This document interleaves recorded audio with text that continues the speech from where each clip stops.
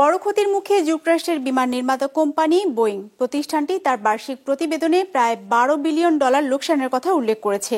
গেল বছর উড়ন্ত বিমানের দরজা খুলে পড়া, দুর্ঘটনায় প্রাণহানি, শ্রমিকদের ধর্মঘট ও বিমান বিক্রির পরিমাণ অর্ধেকে নামায় বিপুল অর্থ লোকসানে বিমান সংস্থাটি। ডেস্ক রিপোর্টে বিস্তারিত। 250-টিরও বেশি ডিজাইন অপশন নিয়ে ওয়ালটন স্মার্ট ফ্রিজ, বোঝে আপনার প্রয়োজন। বিশ্বের এভিয়েশন খাতে একচেটিয়া আধিপত্য ছিল যুক্তরাষ্ট্রের বিমান নির্মাতা প্রতিষ্ঠান বোয়িংয়ের। তবে প্রতিষ্ঠানটি করোনাকালের পর 2024 সালে সবচেয়ে কঠিন সময় পার করেছে।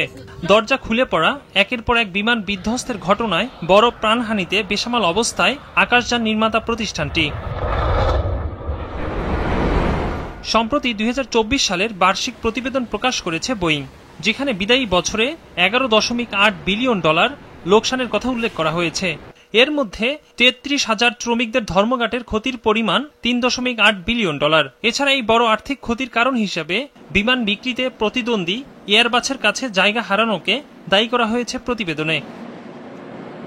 তথ্য বলছে 2023 সালে বিশ্বের এয়ারলাইন্সগুলোর কাছে বোয়িংয়ের বিমান বিক্রির পরিমাণ ছিল 774টি।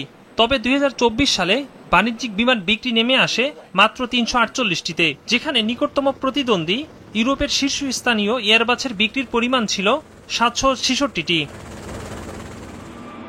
গেল বছরের শেষ অর্থাৎ চতুর্থ প্রান্তিকে বোয়িংয়ের ক্ষতির পরিমাণ ছিল সবচেয়ে বেশি। ক্ষতি হয়েছে $3.86 বিলিয়ন। এ সময়ে শেয়ার প্রতি প্রায় $6 লোকসান গুনতে হয়েছে মার্কিন এই আকাশযান নির্মাতা প্রতিষ্ঠানকে, যেখানে তাদের ক্ষতির আশঙ্কা ছিল $3।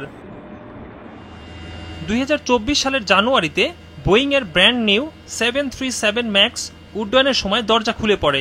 আগস্টে ভয়াবহ বিমান দুর্ঘটনার পর 29 ডিসেম্বর দক্ষিণ কোরিয়ায় দুর্ঘটনার কবলে পড়ে বোয়িংয়ের বিমান। এতে নিহত হন 179 জন। একরামুল ইসলাম খান, বিজনেস রিপোর্ট, মাছরাঙ্গা টেলিভিশন।